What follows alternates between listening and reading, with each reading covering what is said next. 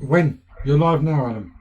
Good evening and welcome to Alan Merritt Behind Closed Doors. I should have some guests on by now, but unfortunately they've not appeared just yet. Martin Harrison was going to join me. He was a Beechholme survivor, and he was in Beechholme in the 1970s. So you had the story where I've spoken to Jean, who's well, she's coming up to about 80. Jean is now. So her story was about Beechholme in the 1950s. And then I've spoken with Sue and myself, both from the 60s when we went into Beechholme. And I was hoping to get Martin to come on as well, which just goes to prove what happened we're talking 30 years. There's different witnesses are saying the same thing. And a lot of the victims that have come on have turned around and said named the same perpetrators, the same abusers, the same cottages, and they name the same methods of treatment, almost like kind of rituals, military target type of, as if it was like an institutional form of punishment that was adhered to by all and sundry, and they just played out the role using children as battering bags. And good evening, Sandy. Can you hear me? Give Sandy a chance to connect his mic. I'm just going to see if he's coming in. You all right, Sandy? No bad, mate. Thank you, mate. Thank you for joining me. Yeah, we should have had. I thought Sue might have come on, and I thought Martin was going to come on because I was just saying to open up the show, basically, that it's always good. Now, when Jean was telling her story, and she turned around and said in the 1950s they were using the same method of punishment with the carbolic soap. And then you and Jane have said that they did inquiries. And what I was trying to do is, because Jean was in the 1950s in Beechholme, myself and Sue were in the 1960s, and Martin Harrison was going to come on tonight, and he was going to talk of the punishment treatments and methods in the 1970s. Now you're spanning 3 decades with different people. We're saying abuse went on much, much further back than that. And I was in Beechholme for 11 years. Okay, so if you multiplied that by the amount of kids that were in Beechholme in the abusive houses or cottages. Yeah, well, we can take it back to the 40s. Yeah. I think it would stem back before that, Sandy. And even today, it's, I don't know, it's crazy, you know. I mean, but the worst thing I find, Sandy, is that they just do not admit anything. They don't hold their hand up and say, listen, if they put it around and said, the trouble is, you can bury something in the sand and hide it. But somebody eventually will find out. Somebody will let it out. But people are reluctant. Hello? Hang on a minute, Sandy. Just talk for a minute. Hello? Are you coming on? Are you coming on? Yeah, I'm trying to get on here. I don't know how this works. Right. So you go into wakeupuk.net. I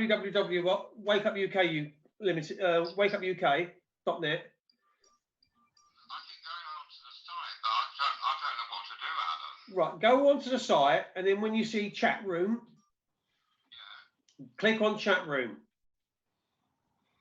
Right, I've done that before. Alan? Yeah. Alan. Right, if he's not a member of the site, that won't work for him. So just send him the Zoom link that you've got. Right. Did you click on the link that I sent you? Yeah, but it says Zoom or something. I don't know what it means. Yeah, well, Zoom, if you go into Zoom, that'll open up a window. Right, is that what I've got to do? Yes. Right, I'll try that now. And then when it says join audio, you join the audio. I want the audio. Yeah, when it says join meeting, you join the meeting, then join by your computer audio. Right, okay, I'll try it again. Okay, cheers. Sorry about that, Sandy. Technical issues. I just put my phone in just in case there was a problem. But I wanted to get Martin on just to sort of like get a different side to the story, Martin can talk, so we're in for a good night tonight. And so, yeah, how you been in house, Jane? Well, Jane's up, down and out. Oh, Jesus, man, it's been a hellish week. Well, as you know, we've been fighting for these kids. Couriers Orphan Homes who were laid to rest, and Couriers removed their headstones. Yeah.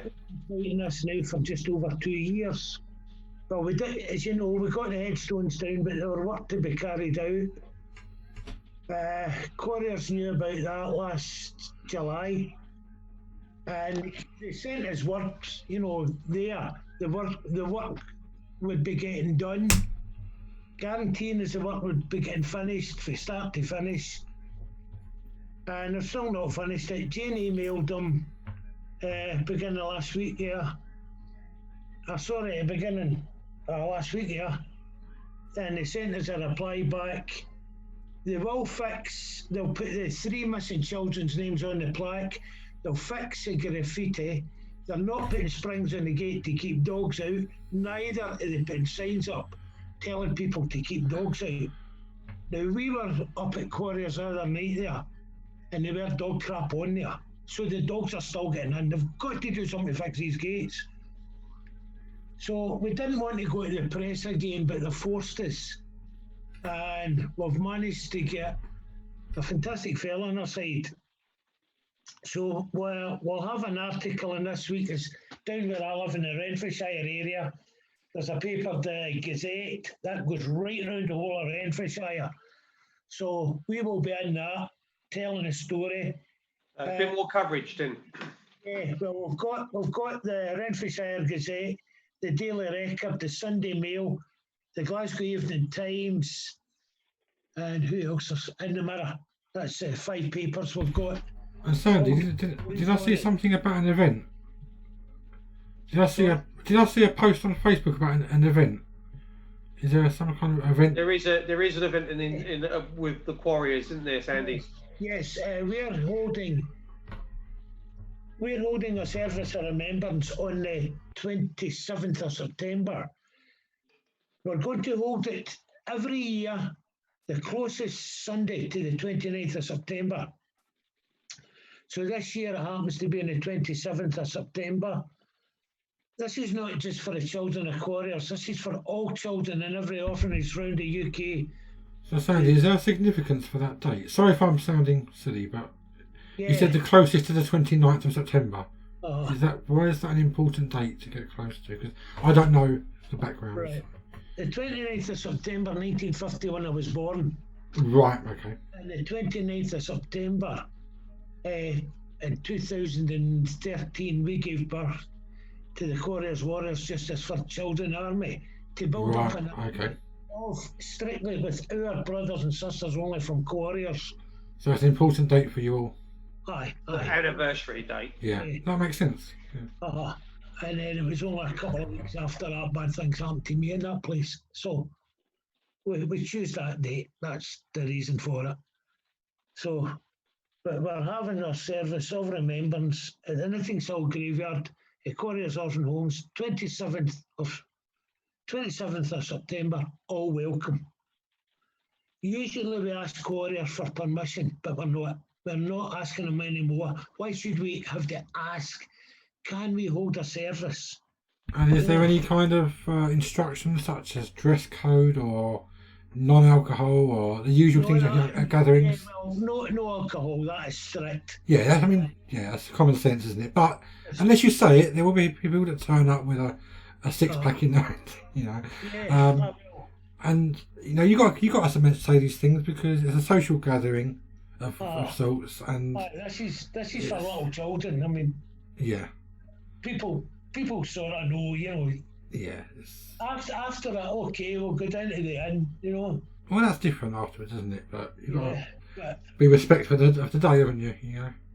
Well. So. Again, when we hold the service, we will have the television cameras down.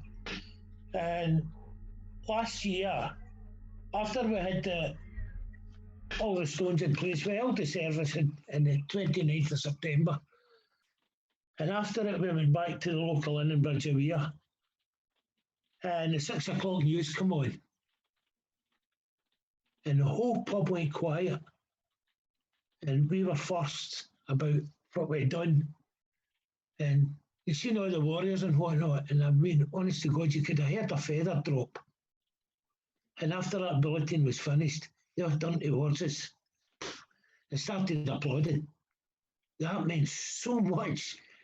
I mean, we all started crying. It was just so emotional. It's got to be a proud moment to have that acknowledgement. It's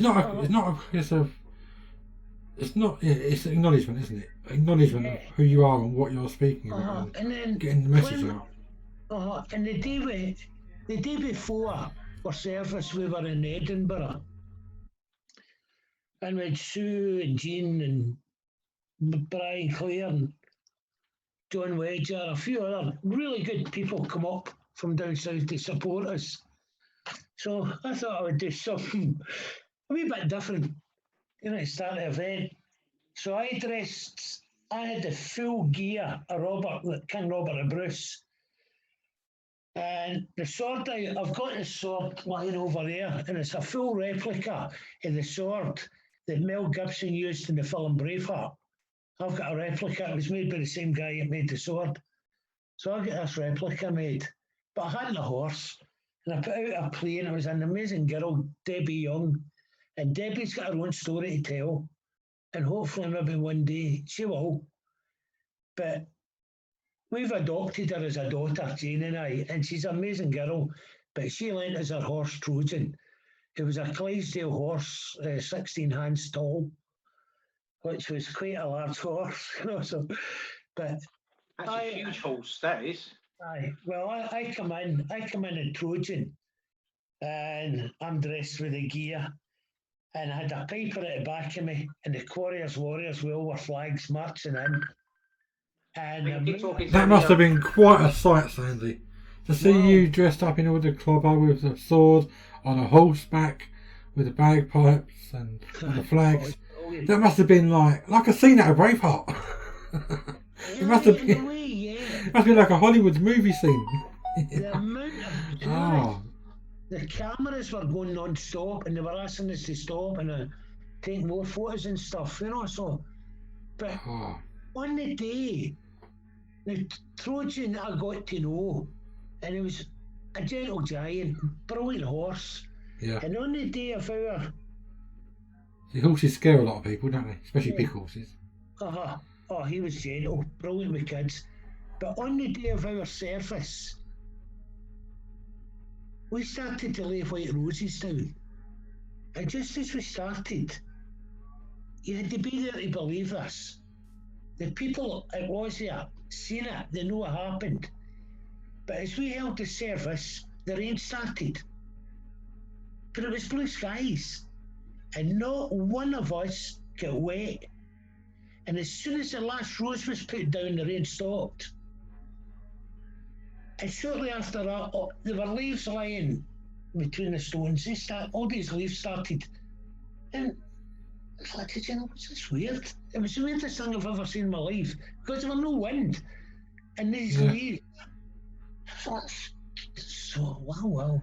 Sounds like quite a surreal moment. And you all shared it as well. You shared that moment with everyone. Yeah, but after we come home from the service, Debbie phoned me to tell me, and at the time when we were putting the roses down, the last rose was put down. This is when Trojan, sadly, had gained its golden wings. And every one of us that was there, we believed that was Trojan coming in, causing the leaves to move, gathering up the children to take them to heaven, so they could finally rest in peace. I believe that. I mean, I'm not religious, if you know what I mean.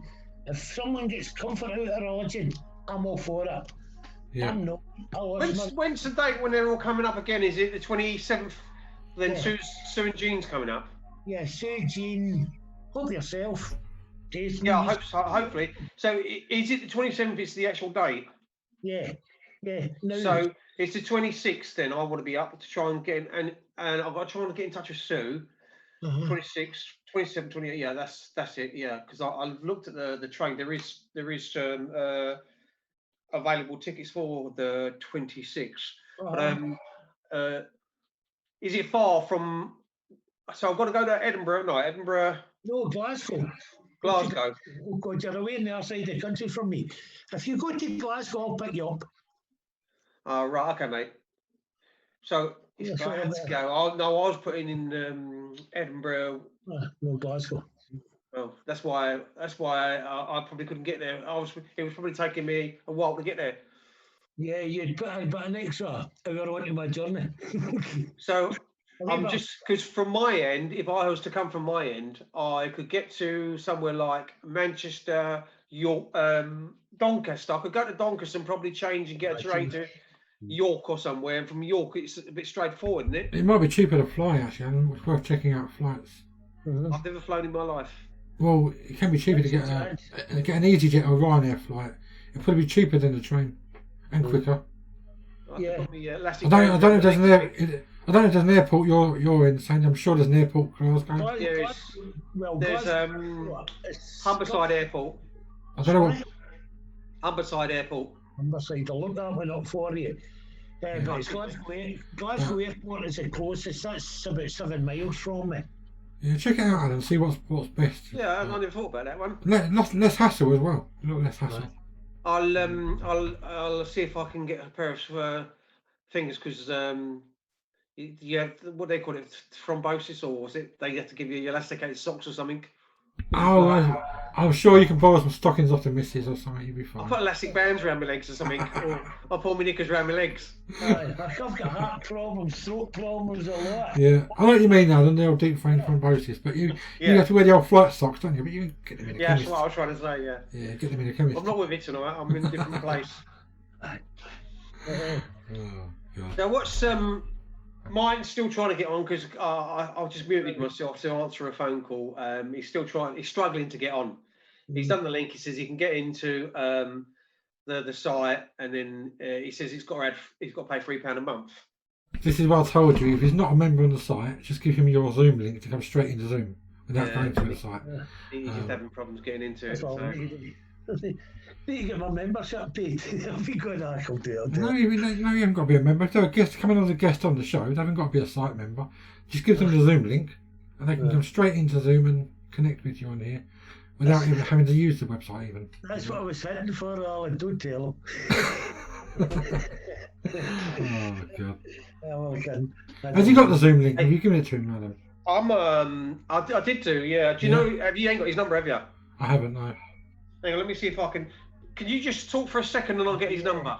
Yeah, send me his number and I'll text him. I'll text him the link again. Okay, just talk for a minute, Sandy, for me. Hey Jason, we can talk away a bit. Oh, sure, we can chat away, can't we, Sandy? This is it. But as I was saying there, you're more than welcome to come up for our service. Everyone's welcome. Yeah, I appreciate that. Everyone's welcome to this. This is open to everybody. Is this the second time you've done it, or because you said you did it before? The first time was just when we got the kids' headstones replaced. It was a mark of respect for that. But now we decided after that we'll hold an annual one. That's a good idea. We can't really forget the kids up there. No, of course not. It was a hard enough battle to get couriers. Honestly, wow, unbelievable. Yeah. Even when they fight when they prove to couriers that they were children's headstones. Now they told us that we know where every child is. We've got that. So we done our own survey and we checked up and we went here, there, everywhere. And we come up with, we actually come up with 338 children. They come up with 335. We had 3 more. So we went to them about this and it took them about an hour. Are these children that died at Quarriers or victims that have died later on? I'm confused. I can't get a true count of that. I do know they were, as I say, the 338 children who are laid to rest in quarriers. I've put the list on my Facebook site. But When you say laid to rest, Sandy, does that mean that they've died later in life and been buried there? Or they've got a memorial stone there? well, Or they died when they was a child in the yeah, quarries? the biggest majority all died in childhood. Right, okay. But there are some, I think it was up to 32, 35, something like that. But what that is people who were brought up in quarriers Got you. and they were outside quarriers. Now, when you were 15 years of age, you get kicked out of quarriers. Yeah. For yourself, you became a working age. But there were some of them who had no family at all. It was me, myself, and I for them. So when they died, they had nobody to sort of. So quarriers, I'll give them credit. They took them home and laid them to rest in quarriers. Credit to quarriers for that. It's the only decent thing they done. The only decent So is thing this a cemetery in the grounds of the... Yeah. Where so quarries is like a... Just for those that don't know, is it? It's all cottages, isn't it? It's Yeah, there's 42 cottages. Each So one of the cottages can house between 10 to 22 children. So it's almost like a children's home, but actually a village. Is that It was a children's orphanage. a children's orphanage? It was a village. A village, right? Got you. Because people think of a children's home as being like one building, like a large building, not a whole village. I've never heard of until now that you had villages. I never. The thought of 30 cottages. I've got a video I'll send you, Jason, and I'll show you quarriers. It's done with a drone flying over it. This sounds like a kind of like. Sounds almost more like a camp than a village. It was actually the ground. It was an old farm called Nittigs Hill, and quarriers bought the farm over, and then he come down and he got all the rich people, all the lords and whatnot in this area. Right. He had a meeting with them and they locked them in the room and he told them they're not getting out to the donated money. Yeah. So he blackmailed them. So it turned into like a village with cottages. Yeah. And you're saying there's a cemetery there? Is that what it is? Yes. It's a cemetery. Now it's making more sense, Sandy, because I was a bit confused, but now I It's now like I a get bit like a village, isn't it, Sandy? Oh yes, it is. It is a village. There's no doubt in that. It's a small village, but an orphanage. But it's like Banstead, where Beechholme was. Banstead, there was a village called Banstead, and that was between. The children's home was set between Banstead and Drift Bridge, and the acreage between there, a huge part of it was taken up by Beechholme. Massive 2 top fields, a big woodland, and then all the houses, admin, and all the buildings and everything else. And then you had the bottom field, the sick bay. We used to call it the sick bay, like the mini hospital. And then you had a bottom field, then you had a spinney, then you had another woods, and then you had Drift Bridge. Good evening, Charles. Hi, I just want to tell you, Jason, in the chat room, all you get is Jackie's show. Understand? have a look. Let me have a look and see what's going on. Oh, I know what I've done there. Caroline R's been trying to see the show and asking, is there no show? I know what I've done. Let me just fix that. Oh, I'm a wally. So I'm going to see you on Thursday, Charles. Yeah. I'm going to pick Delroy up, and I'm going to come to you. Is that too much information? I'm not giving out too much information, am I? Yeah, I just been on the phone with him. Yeah, so I'll meet up with you guys, and then we'll talk about where we go from there. Yeah. Have you've met Sandy? Have you met Charles before? Yeah, we've been on shows and that, or he's been listening. Well, Sandy, let me introduce you in case you haven't been introduced. maybe that's where I've met you before. Yeah. Charles is very, very good with his common law. In actual fact, between the guys, they're going to take my case on. Good stuff. And they're absolutely quite brilliant at it. And Delroy's on tomorrow night about the same time, isn't he? about 7:30 tomorrow night. Delroy's on. 7:30 tomorrow, yeah. Delroy's on. If you want to listen to it sometime, listen to him. The way he speaks, he's absolutely brilliant. He's so astute and so clued up. I mean, Charles is fantastic, and Delroy. Between the two of them, they could be legalese. I know that's a word we sometimes use. Lawful ease, not legally. Yeah, yeah. And Ken's brilliant as well. I mean, these guys know their stuff, and the trouble is because like we all talk about acts and statutes, the law of the land as it stands today, or government rules and regulations that we adhere to, acts of parliament that are brought out for us to obey rules and regulations that the government set out for us. They're not the sovereign law of the land kind of rules. And in one or two cases that we've talked about, they're starting to use common law or going back to the terms of common law. And it's funny, when we was talking a few weeks back, we were talking about the same subject.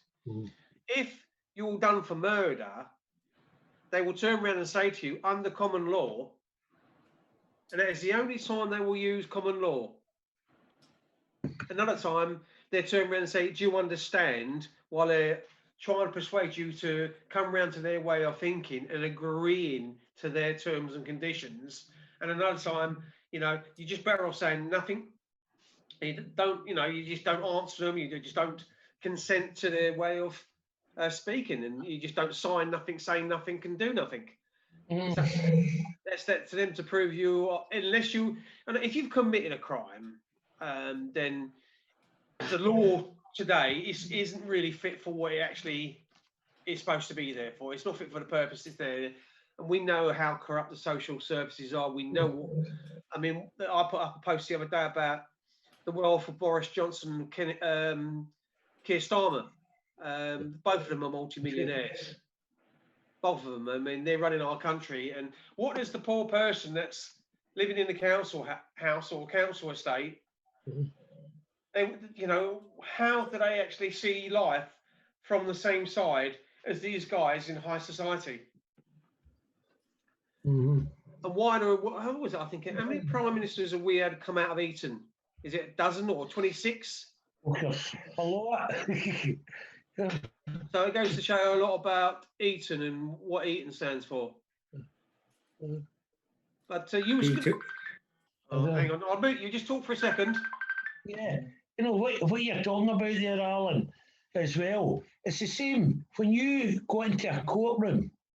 The first thing you're told to do is all stand. We're all told stand. And when we stand, that's us giving our right to that court. Try, as he said, if you're ever in a court and they tell you to stand, just sit there. Try sitting to see what happens. I'm not saying anything, but it's funny. Yeah. They're no longer coming up to you. I'll put it that way, but there's nothing you can do. There's not one thing. It's up to you whether you stand or not. No, but well, what it was, Sandy, I've just been speaking to the guy called Delroy and that, because that 3 cases, it's really 4 against the Ministry of Defence when I was in the Royal Navy and that. Well, in January, in Manchester, I went over to Manchester. I live in Doncaster because I got 3 friends over that area who could tend the court, stop them being corrupt witnesses. So they started, because basically there's a judge, either serving or former service person, and a doctor's, so they claim, panel, you know what I mean? So they started talking, I went, whoa, cutting it short. Whoa, wait. Where's the defence minister? He is the defendant. Oh no, the judge. She's there like half-caste lady. She weren't too bad of a judge, if you know what I mean, but they're still, you know. She goes, no, Mr. Spencer, it's not that type of court. And I go, oh, yes, it is. It's supposed to be an impartial tribunal and all this lot. And that means I am in law entitled to have those, my accusers, or those who are making claims against me, even in their defence, in court. So where's the defence minister? Is he outside pointing to the door to come in? He should be in. No, Mr. Spence. Oh, it is. I goes, and all the people writing on his behalf, making all these malicious falsehoods, that's lies, smears, and that, you know what I mean?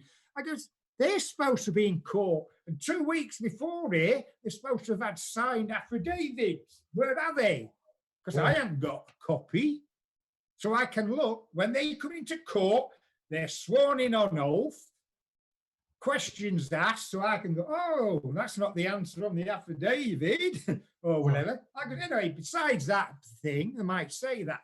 I then allowed to cross-examine them. That's the law. We're going to try and get them on the telephone. I'm not having anybody on the telephone. They're supposed to be in the court. So they postponed it for 3 months, adjourned it for 3 months, but then we got hit by COVID-19. You know what I mean? But last Tuesday time, right, I got an email off them. They want to do a telephone court hearing on the 9th of October. That is how corrupt they are. So I sent them an email back on Tuesday. I went, by 1700 on Friday, the 14th, blah, blah, blah, you, the Armed Forces Chamber, as part of HM Courts and Tribunal Services, the judge, he either asked to award me all 4 court cases, give me my out-of-court settlements, because you just say you've looked at, review the case files and you agree with me. They've already admitted guilty, they caused me knee injury, blah, blah, blah, blah, blah. You know what I mean? I goes, so you awarded me and give them, the Ministry of Defence, 7 days notice if they want to appeal. And if they want to appeal, then it goes to the High Court. Or after 5 o'clock on Friday, if I don't get this, then it will go to the High Court, you know, appeal court or judicial review. Let me just come in a minute, Charles. Jace, you still there? Jace? Carry on. Hi, mate. I just got back. What's up? Sorry. Yeah, I sent you his mobile number. Okay, I'll text him the link. Okay, mate. Cheers. And sorry, carry on, guys. I'm sorry about that. Oh, no. So they've sent me an email again tonight. I noticed about 10 to 6. Mr. Smith, we want you to do the telephone hearing on the 9th of October. You know what I mean? So trial by telephone. Yeah, another one. After it got blocked on... What we come to is like doctor's appointment by telephone. You want a court case by phone. They're going to arrest you by phone next. Yeah. But did you see that there? They're talking about this after this virus is done away with and finished. They're still going to say that if you need a doctor's appointment, it'll be bloody telephone.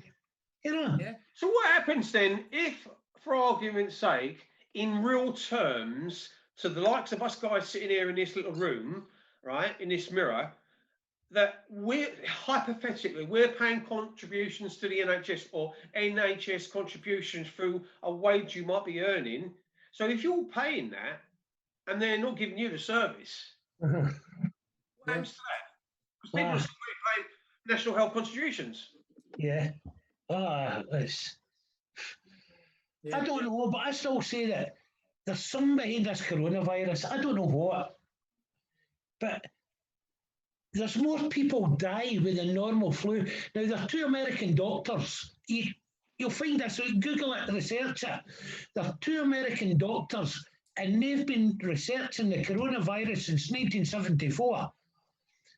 There's more folk die each year with the normal flu that anybody can take. There are more people dying with that than there are a coronavirus. But we don't shut the bloody country down. No. You know, we don't do that. Why? if there's more people dying with it? Why are we not doing more for that? You know, and they've started. There these doctors in America. They were two of them, but they've got all these other high headwinds. You know, supporting them, telling us they're not needed us. This when we put on a mask, we're told put on a mask. Why were we not told at the beginning, put on a mask? And these mask carry-ons, they're a load of shit. They're not needed. They're not needed. I actually think I don't actually think you can breathe properly with them, to be truthful. I find that. I think if you keep them on for a prolonged period of time, it's got to affect your breathing naturally, right? Because you're breathing normal air in, you're covering your face and nose, your mouth and nose. And I think I bent down the other day and I got up and I was all dizzy. I was in the supermarket. I was just getting something from a lower shelf, and it was a lower shelf. And I went bent down to pick it up, and I came up and went all dizzy. I had to take my mask off for a second because I couldn't breathe. So, you know, for people that have got... It's a building suppliers up here in Scotland. And I went in there as building suppliers and I had the mask on. And I started, and the guy said, you okay, you okay? So I had to get my sprayer out and whatnot. And he said, you okay? I go, masks. I've got one of these now. Yeah. Yeah, I've got that. Well, I made my own. Right. But anyway, this fella told me, because you don't need to wear that. Because you don't need to wear a mask. Because nobody can question you. It's illegal. But they don't tell you this. If anybody, you know how you walk into a shop and they go, you can't come in without a mask. That's illegal. They can get fined £10,000 for that. Yeah. They don't tell you that. But that's law. Check it out and you'll see it's true. But because of my angina, because I suffer from angina, and the medical things I do, I asked about it and they say you can be exempt from wearing them. A black cat in your eye got too. Did you see the one I made, Alan? I did. It was brilliant. I thought that was brilliant. I thought it was very, very clever. Oh, I've got to tell you something before we go any further. Sue's so disappointed because she was making some flags for Saturday, and she bought, you know, like the pack or something. You get the transfer pack or something. Yeah, you do. I was trying to help her yesterday, but I couldn't get on. Stencil. And she had all. She was so disappointed, bless her. I said, she said it's too late to try and get another one now. She was so disappointed. She wanted to get it done by Saturday, and I felt for her. But there's not much I could do from this end. And it's, you know, as we go, we're already 4 or 5 days away from it now. Yeah, I felt for her, bless her. I mean, yeah, I she can was really, make really a trying. sender, didn't it? Express delivery. Yeah, but she spoke to you. Yeah, I was speaking to her yesterday and I was trying to help her. And then I was like, all right, how is it you do this again? So I goes, I'll get back to you. So I went off, checked it up, right, I knew what to do. Tried to get back to Sue, couldn't get her at all. You know, just couldn't get her. So I left her a message. Jane left her, phoned her, told her, get in contact with us, but she never, you know, so whether she got the message, we don't know. But Charles, do you know how to do, when we're on here, when you've got the screen, you can see who the participants are. Can you see, oh, you've got to go into Wake Up UK and open another window in Wake Up UK to see the chat room, haven't you? Something like that. Have you ever tried it? Chat room, no. Mind you normally come on as a guest, don't you? So, rather than a host. Or I put a tablet on, you know what I mean? Yeah. I'll see if I can do it a different way. I might have a look and see if there's any chat. Yeah. I heard Jason say things, but you know, they're going back to the court and that. As soon as they announced that COVID-19 law, 2020 law, sort of thing, looking through it, I was speaking to Delroy and I was saying, look at it. What they're saying, besides there'd be no autopsies, no this, no that. On the judiciary side, they was trying to say we're going to cut down trial by juries. They don't want them because most people who go to a jury tend to get away with it, if you know what I mean. You don't get away from a magistrate's court because you're 93% already found guilty, sort of thing. They want, in a magistrate's court, or they'll set up a super magistrate court instead of a jury. So then it will, we'll cut from 12 to 5 to 7 juries because the space. But then they said, and then a lot of other court cases by telephone. So now that's what they'll do. And what it happens is, soon as the 6 months is over, you think they're going to drop it. Oh no, you're used to it. We want another 6 months. And I read today on VK, somebody's been trying to get rid of their MPs. They're after extending it for 2 years, this COVID 2020 laws. Well, they're not the rules. I could see the long-term advantage, well, what they're trying to do. You'll have no rights. They were turning around there and saying, we're ready for another outbreak of COVID. It's going to happen. How the hell do they know it's going to happen at Christmas? He emailed them, Sandy. Yeah. He emailed them. Aye. Voices in Boris's head. It's coming. Listen, guys, I've got bad news to tell you. See, Christmas, bad news is coming. I'm going to die. How the hell do I know? I could be sitting here and go, boof, no heart attack, pass out. It's crazy, and folks believe in these silly buggers.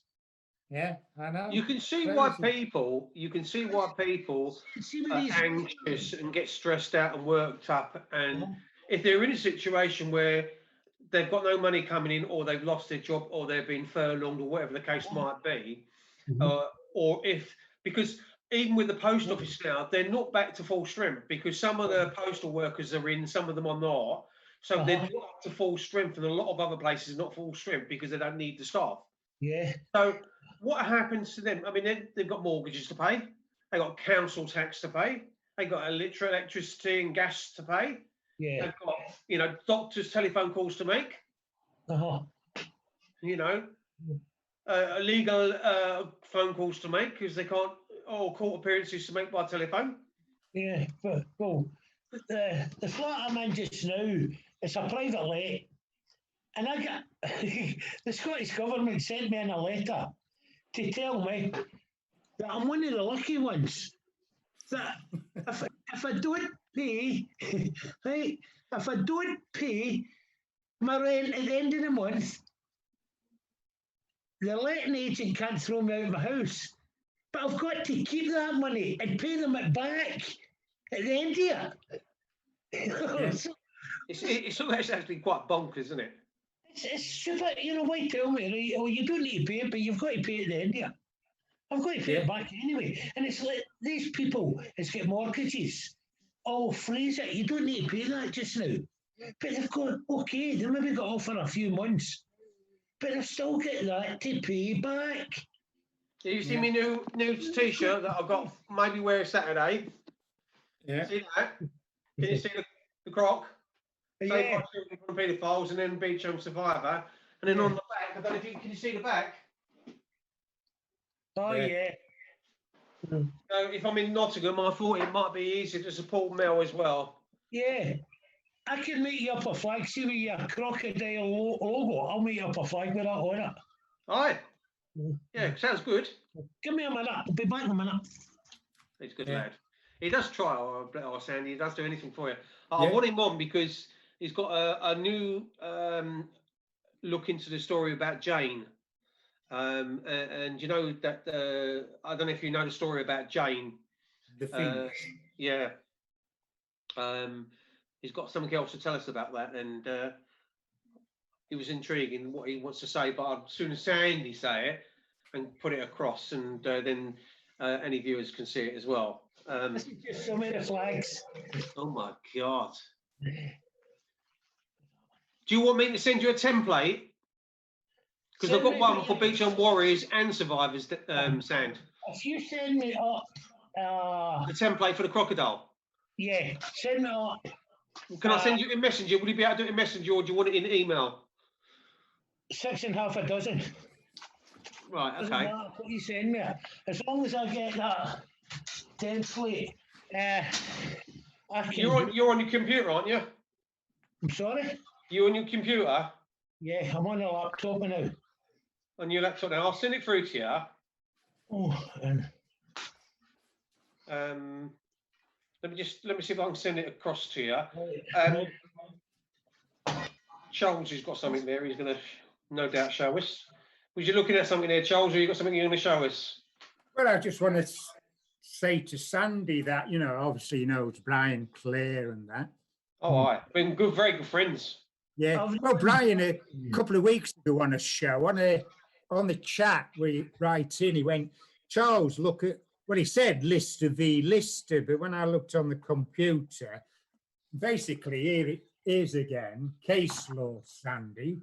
So let me have a look at myself. Lister v. Hesley Hall, it is in actual fact, 2002. But that's a care home case and that, you know what I mean, children in care and that. And this young lad with his family, he won his case because they deprived him of food, clothes. It's another when you read the story. And he actually won, if I look, I think I told you about 25,000, didn't I? See what, if I can see it. But he won some just under £25,000 in 2002 it was. But there's another case law that we actually be using in the case for Alan and that, if you know, I mean, even you can use it, Sandy, and that, if you know what I mean. But some of the things, I mean, reading through is... Because what it is, Sandy, it's like they can't alter that case. They can't have that retrialed. It's done and it's said and it's put in law. It's actually done. So you can use that case file and anything like ours. Do you get what I mean? Another reason, I've just sent you that by message. No, boy, just a quick one. That's it. That's one of them. That's brilliant. Have you seen this, Charles? You know, so that's all the support groups that's supporting us. It's Yeah. John Wedge, Beechholme Warriors, a lot. I can make them up A4 size and then put them on. I usually work off a 3 feet by 2 feet flag. Well, if you can get something done for Sue in that flag for Beechholme Warriors survivors, which I've just sent you, if you can do so for that, Sandy, it should be much appreciated. And if there's any cost, I'll pay for it. And the poles to use them on, that's not a wash pole. You get them in, I think. Is it the telescopic ones? Yes. Yeah, so you can go up. That's not a bad idea, actually, because with the wash poles, they telescope and you go higher and higher. So you can get that.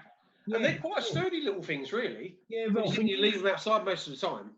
When you go in to buy a pole for a flag, they're a fair price. Yeah. Like there's got to be some way. So what I done is I just went in and I bought the extended pole. Then the curtain rails you get. I don't know if you can see the top here. I'll see if I can get it out of that. See it? Oh, aye. Your curtain rail thing. That's just glue. Well, I screwed that on. I just screwed that onto the top to make it look fancy. Clever. So it gives it a wee bit of a look to it. You know? I made something for that for Sue when we was outside Parliament and was doing a demonstration outside Parliament. And I got some, you know, the overflow pipe. I got some of the overflow pipe and I cut it into about 4 foot lengths is the best way to say without going into meterage and so on. But I cut into about 4 foot lengths. And then the sockets that join it together, put a socket on it so you could make it 8 foot if you wanted to. And then we done it and we put it up as a poster because we've got them containers where you put the water in and you can screw them in. And I made a little round socket for it as well. And it was perfect for what we wanted. Yeah, well, you can duct tape your flag onto it. You know, the flags all come with eyelets. But what I usually do is just below the top, bore a hole through, put a rope through the eyelet and then tie it tight on. It'll never come off. Yeah, that's true. Another way you could do it, of course, is like we used to do when I was doing like football. We used to make our own flags and stuff. And we used to sew the material and push the piece of wood or the overflow pipe up the stone pocket Yeah. to hold it. Well, Sue the other night there, what she was getting bothered with, and I was trying to explain to her, when you're making them in the paper, you use, it's called iron-on transfer paper. Is that what you use? Right. Oh, yeah. Got it. That's what like it is. Plain on one side, that and the other. Yeah. So you keep the plain side to you, but what you've got to do is your design, you've got to reverse it. If And you you know can what, check it side down. like a mirror image, you know, so that when you're So looking, the checkered side's down. yeah, no, see your logo, Yeah. you reverse it, right? You just so that it comes out back to front on there. Oh, I get you. When you're ironing that on, it comes up the right way around. So trying to explain that. So I sent Sue a video how to do it, but I don't know what's went wrong. So I'll give Jane a shout later and I'll get Jane to see what she needs and we'll see if we can get it done for her. Even if we get just one flag done with the Beechholme War survivors on it and just a white bit of material. I'm sure she's got one because when they were up in Scotland last year, Yeah, they had some stuff anyway. I gave Sue a load to take down with her. Another reason because we're running a little bit on now because of a few things. Now, another reason why I asked you to come on as well, Sandy, tonight was that you was going to tell us a little bit more about Jane and Right. and the fingers. And do you want a bit of the show to go on and tell us a little bit more? If that's okay. Well, firstly, I'd like to thank everybody who signed, you know, who's been contacting Quarriers for us. We put out a plea and the response has been brilliant. We've blocked Quarriers' email again, so they can't get emails in and out for us. Keep the emails going in to Quarriers. Their email address is hello@quarriers.org.com. That's hello@quarriers.org.uk. Keep them All getting lowercase, Sandy. Yes, all lowercase. Just ask Quarriers when they're going to get this work finished. No more. Just ask them when for in the Knitting Hill graveyard, or when are they going to get the work complete in the children's graveyard. That's all we're asking them to do. The response, geez man, has been brilliant again. Now, the other night there, I was out in my garden, back garden. In my back garden, I look onto a large park. And at the top of my garden, the top of this park, there's a paedophile looks right on the kids' swing park. This is true. But the flats I'm in, there's a woman that stays up the top. And I've heard her name, but I've never met her. And she come up, the woman come walking down. And I just went, hello. And she goes, oh, hello. We started talking. She told me, she goes, my name's Sheila. Her full name's Sheila Patterson. And I want people to know this. Her name's Sheila Patterson. And she started talking, and I goes, oh, that's my partner Jane, we met in Quarriers. Oh, she started talking away. So I shouted to Jane to come over. Jane come over. Now, you've heard Jane's story about her fingers. Yeah. It's hard enough for her to talk about this. Yeah, it was difficult for her to do it with us. Now, this woman told us that she had been brought up in Quarriers. I've checked her out. It's true she was, yes. But she also worked in Quarriers. And I mentioned to her about the child abuse. Everyone's going right to her mention about child abuse. And she goes, oh, you can't blame the new people at Quarriers. I goes, yes, you can. I goes, because they know about it. And honestly, she just changed. She turned into a wild animal. She, you cannot blame them. Christ, I was living at Quarriers again. The way they spoke to you. You cannot blame them. It's not their fault. I goes, yes, it is. No, it's not. They know nothing about it. They know nothing about it. And then the next thing, she goes, you're Jane Taylor, aren't you? Jane went, yeah. Oh, Stumpy. You're Stumpy, aren't you? Stumpy fingers. Right? And I was like, oh, fuck, man. She goes, yes, we made a song up about you in Quarriers, and we were told not to sing it. Jane's not been right since that. I mean, all right, it was fucking ridiculous. I'm sorry for my language, what they done to Jane. Yeah. I mean, they cut her fingers off, both hands. Yeah, They cut 5. her fingers off, trying to make her a normal young child, because Quarriers were involved in designer children. We can prove that. We've got the proof. They were involved in designer, and they were trying to make Jane a normal little girl. Now, what they done with Jane is they would make her wear gloves, white gloves, and they would get cardboard and bits of paper, roll them up and put them in the fingers where Jane had the henny, and force her hands into it. Force them in, and Jane's hands would be bleeding. And they were forced in. Get a photograph before the blood shows through. This is true. So that it looks like a normal child. This woman, as I've found out, she is pretty evil. She worked with Quarriers as a cottage parent, and she also was treasurer for them. So we know she worked with Quarriers, and she will not let anybody. And I want everybody to know this woman's name.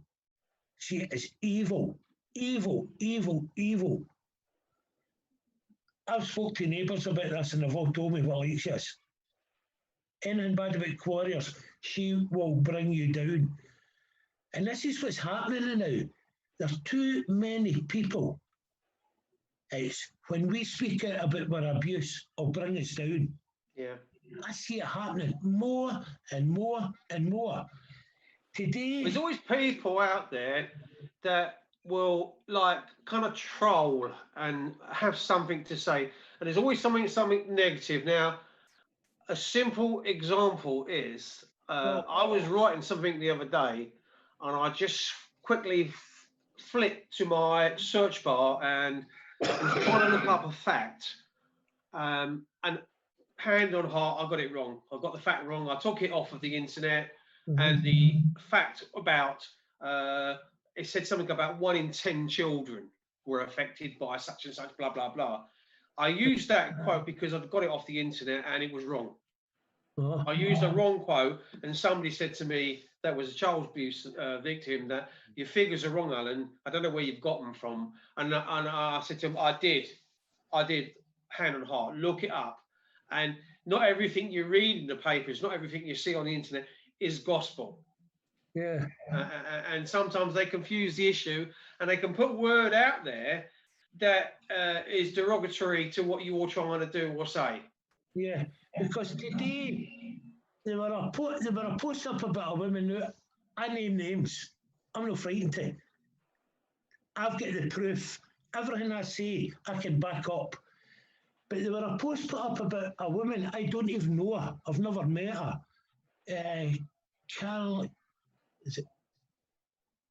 Caroline something? Was it Stevens?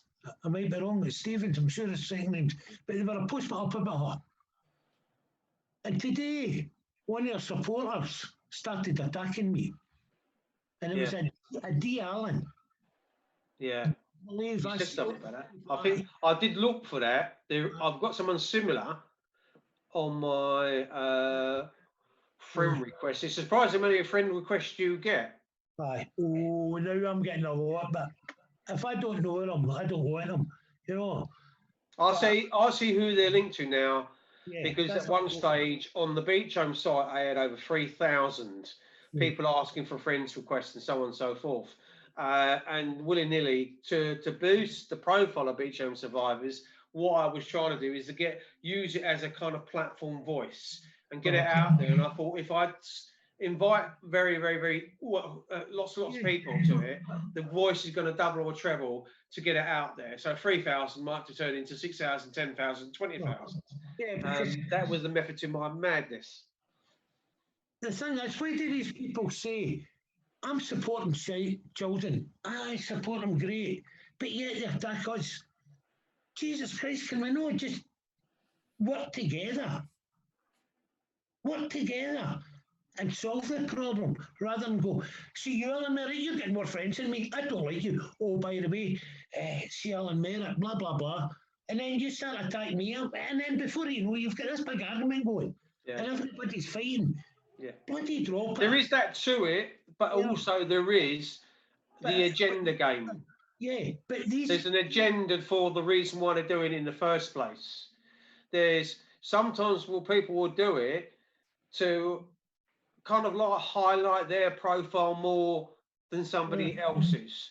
If it gets a notoriety, then they will do it rather than and take the focus away from what good has been done. If that all makes sense. Yeah, they were an ugly bugger woman. You'll probably know who I'm talking about, but she is ugly. I mean, this thing, I think when she was born, they pulled her out of the oven too early. She's an ugly looking so-and-so. And she's attacking every bugger. And yet, I support everybody. No, you don't support everybody. If you support the victims of child abuse, work with them, don't run them down. That does annoy me, really does badly annoy me. I can't handle that. I don't like that. I mean, we're all in this for the same thing, to try and get justice. That's all we're in it for. To protect our children of today from becoming the children of abuse of tomorrow. You know? I'm just looking in the chat room to see if we're getting any messages or anything coming back. And there is one or two messages going on there, but you know, like someone's putting there, we're working together is possibly the most underestimated advice, or often shouted out. So there is that point to it. So it is, in some respects, like I was saying to you, the point of view that I was just making is that sometimes people have got their own agendas. Mm-hmm. You know, like I thought Caroline Stevens was all right when I heard, but you sometimes get a feeling with people that she looked, when I was looking at her on the screen, like we're looking at each other now, we're looking at she was like this. Yeah. And her eyes were all over the place. And it was like she couldn't look you straight in the eyes if she was trying to hide something. I might be wrong, and if I'm wrong, I apologise. Mm-hmm. But there was something shifty. And it's not for me to turn around and maybe say that. If I'm out of order, again, I apologise. But you kind of get a judge or a feel for a person. And, you know, like when we talk, like me and you, Sandy, because we're survivors from what we went through, we've got an admiration for each other for our past. And Charles just comes across as a really, really wonderful guy.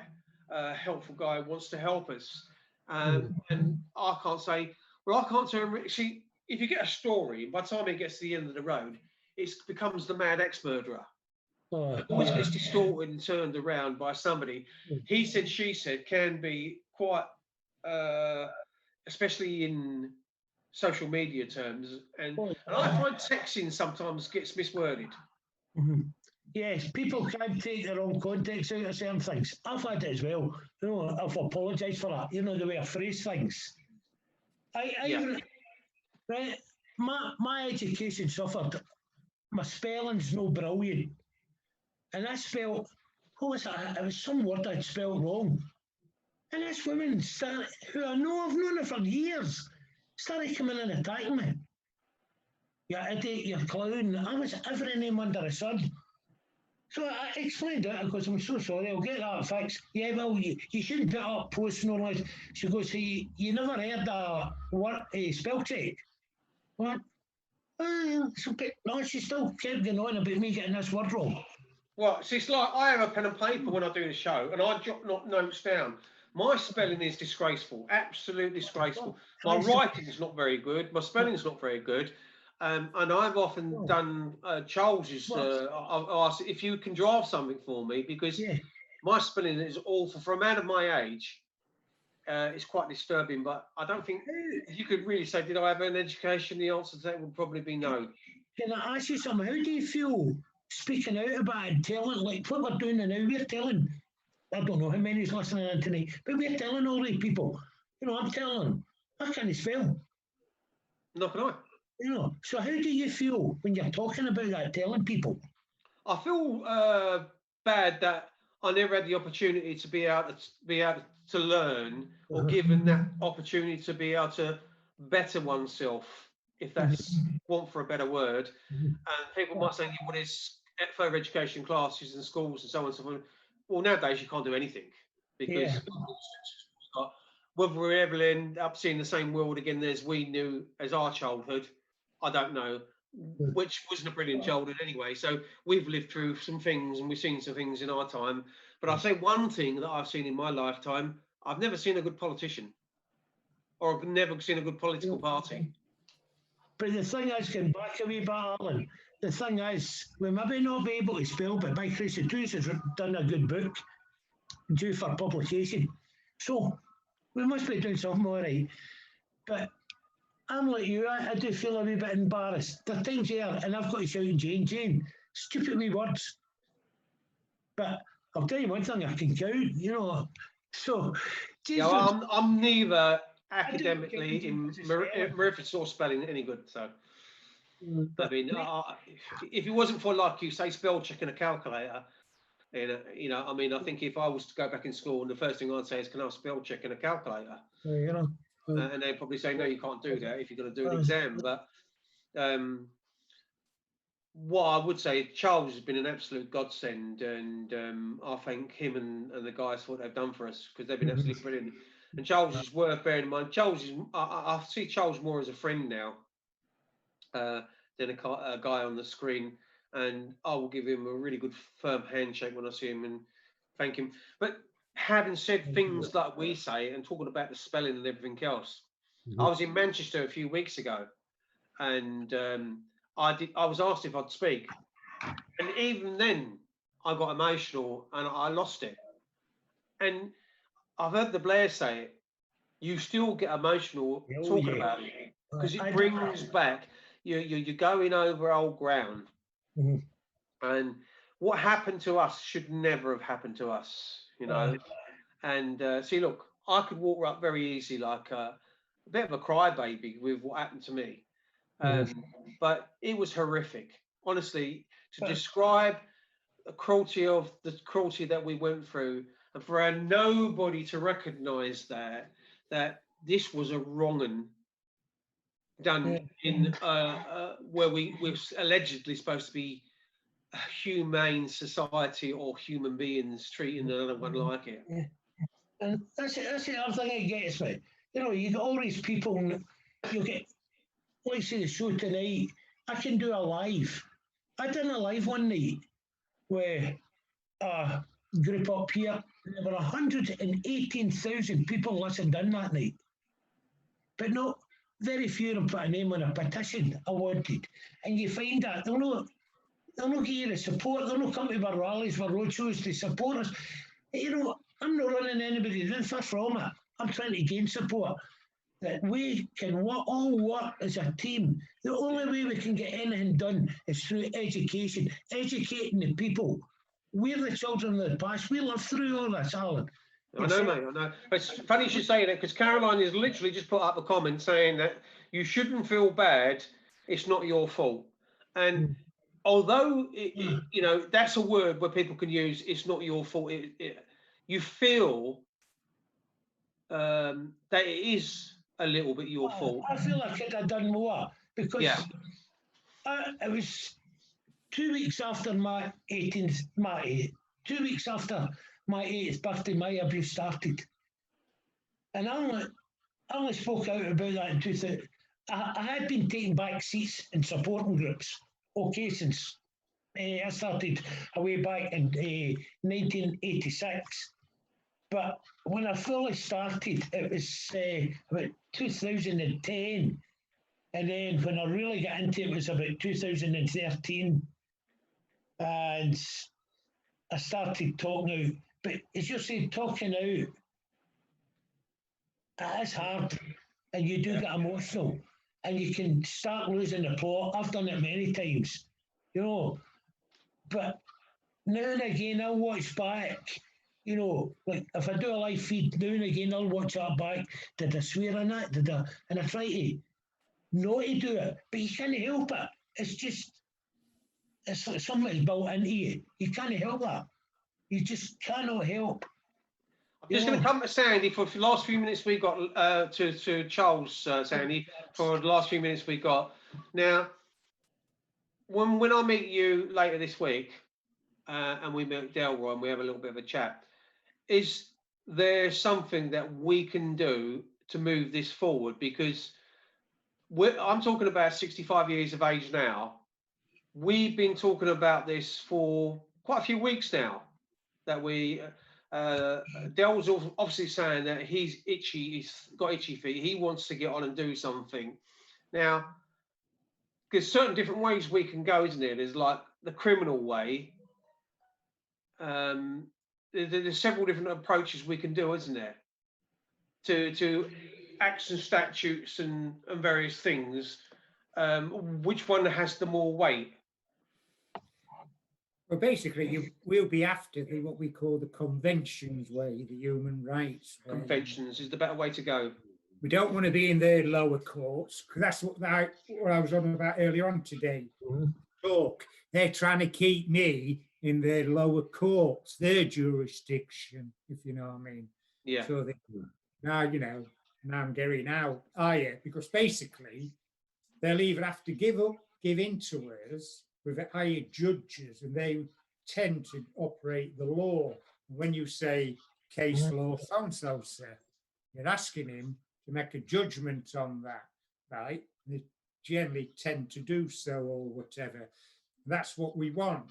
Now, if they won't give us judgment, if they still want to carry on being corrupt, trying to protect the system, the state, if you know what I mean, let them. That's their fault. They're just putting a noose round their neck, and we're going to pull it one day. So then we appeal. We go to the higher court. And basically, there's a couple of steps. We'll end up in the Supreme Court and let them decide. And if they will not give us the judgment we want, and proper judgment, because that's what it is, the proper judgment, we say, thank you very much. That's all we wanted. We never expected anything more. Now we do in the international courts. Someone just put Charles, right? We've got the lower courts, admiralty law, pointless, costly, and biased. So does that mean the lower courts, admiralty law, pointless, costly, and biased? What does that mean? Like your magistrates' court or the civil court, county courts, corrupt, sort of thing. They'll just try anything and all this. They're very low-based judges, normally solicitors from a group and that. Yeah. Some of them, we found that, to be truthful, we found that with Verisona law, where they've had, it's strange because if you've got the records that the solicitors have got and the records that the police have got, there's quite a compelling case there. Well, we've got with testimony and stuff like that, and it comes from a lot of people. And this is a strong language. Put a notice on the designated judge and officers of the court. But I think you've talked about that, haven't you? Well, say again. Say, someone's put on here, put a notice on the designated judge and officers of the court. Well, basically, you said something about when you're going up against it's like when you use a term. What was that term you called the Bangalore Treaty? Yeah, Bangalore Principle of Judicial Conduct. Plus, there's European Union versions of them. There's about 5 versions, or aspects of it, sort of thing, to back even them up. Bangalore, and judges have to obey it, sort of thing. And like I say, old Ken, Money just threw it at them. There you are. This is what makes me laugh, is that we're an island and we talk about admiralty being an island, and we talk about the old admiralty laws within common law, and we talk about like the police using under common law in a case of murder. But when you go to use when you're using statutes and acts of law that have been set in Parliament and by the system, right, which does not adhere to most of us, only some of us. It's all about money and commerce, yeah. Yeah. Getting the money off your And this is basic what the worst system. part about it is, like, we had an epidemic, or we were still in an epidemic. Is it pandemic? They called it Pandemic. So we're in a pandemic. So yeah, they chose to put speed camera police wagons out when basically the only people that are going anywhere were doctors and nurses and things like that, key workers, and yet they still had the speed camera. So they were still wanting to try and get their commerce and make money out of us, and even the poor buggers that were looking after people that were terminally ill. And it's still going on to this day. I mean, and it's funny actually to say that. We're going to end shortly because we're nearly out of time. That I haven't heard a word from Oliver Durden, the Postmaster General, not a word from him. And I haven't even heard another word from that Mr. Mann. Was it Christopher Mann? Christopher Mann. So I haven't heard anything from them. And it's funny actually because they always said, "Is it gone quiet?" And I said, because they know some of the routes that you're going down. And it is strange how they know, because if I'm writing to Parliament or the embankment to these Toffs MPs and stuff like that, on subjects like we're talking, because I was talking about the UPU and I was talking about fraud in franking machines and everything else. And I sent your letters, my letters, photocopied the envelopes showing them the fraud and the franking system. I said to them about the PO boxes and everything else, and the Universal Postal Union. And I was going on and on and on and telling them all about this. And you know, I haven't heard a word since. Not a word. And yet when my case, or the case, I was getting a letter, for a PO box letter from him every week on that forged, without any sign of us being part of the UPU. Yeah. Which we Because signed the UPU, up. like I say, it's the Royal. Guys, I've got to wind it up now because I've run over time, Yeah. and Jason will be on my back. I'd just say, thank you very much, for Sandy, for helping me out again tonight, and you, Charles, as well. Thank you very, very much. I tried to get Martin on, so we got a different story to Beechholme in the 70s. But once again, thanks, guys. Thanks for coming on, and it's always as usual. Brilliant talking to you. Thanks, guys. Yeah. See you later. Cheers, everyone. Thanks, Cheers, guys. Sandy. Cheers, Joe.